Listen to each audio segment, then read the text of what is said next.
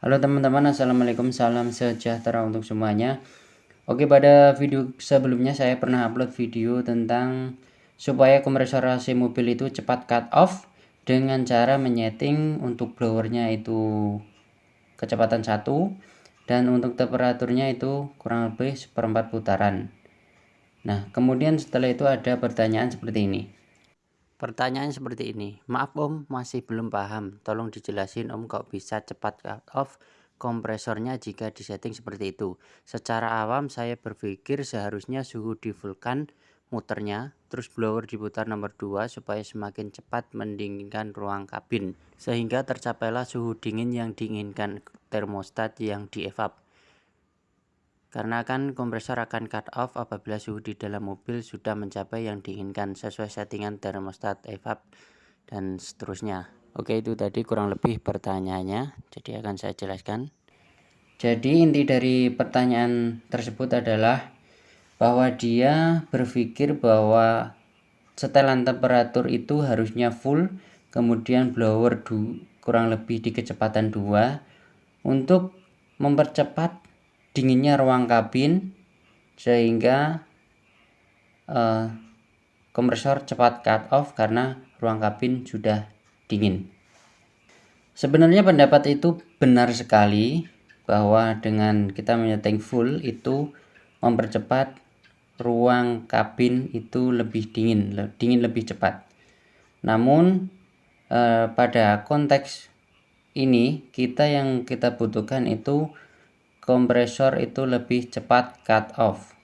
Kenapa saya buat video shot itu? Karena ada pertanyaan bahwa ruang kabin sudah dingin tapi tidak cepat cut off. Nah, jadi solusinya yaitu tadi di setel 1 untuk blowernya, kemudian temperaturnya itu di kurang lebih 1/4 putaran.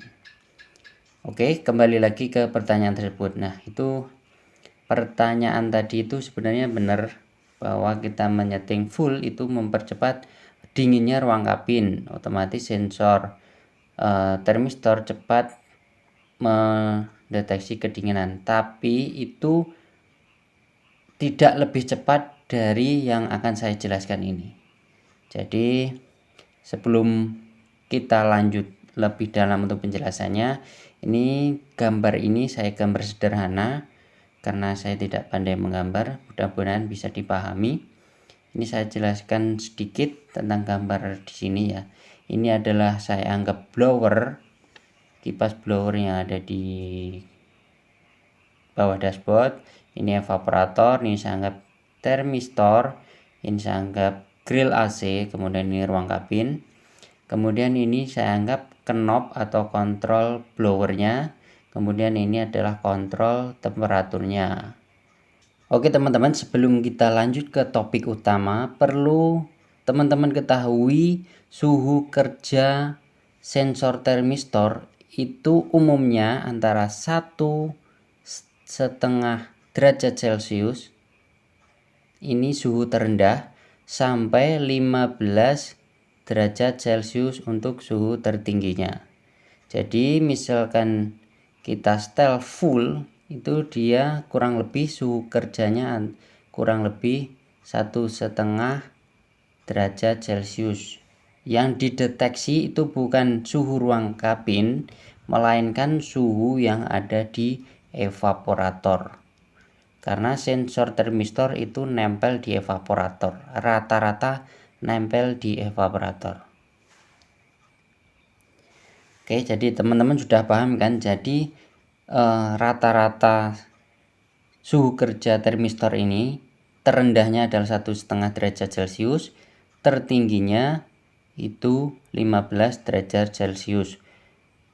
Suhu kerja termistor untuk mendeteksi di evaporatornya, bukan di ruang kabin. Ini perlu dipahami. Jadi saat kita menyetel temperatur di full paling dingin ini kurang lebih 1,5 derajat Celcius. Terus misal kita setting di sini paling kecil sini kurang lebih 15 derajat Celcius, dia sudah cut off. Suhu yang dideteksi itu di evaporator. Oke teman-teman, setelah kita mengetahui suhu kerja termistor ini, maka kita lanjut ke topik utama tentang settingan kedua kontrol ini ya, blower dan temperatur. Jadi mengapa saya menyarankan untuk di setting 1 dan ini kurang lebih 1/4 jika ingin cepat cut off? Dikarenakan begini, saat kita menyeting kecepatan blowernya itu di 1, angin yang keluar dari kan pelan, sehingga dingin yang dihasilkan evaporator ini tidak akan cepat terbuang ke ruang kabin.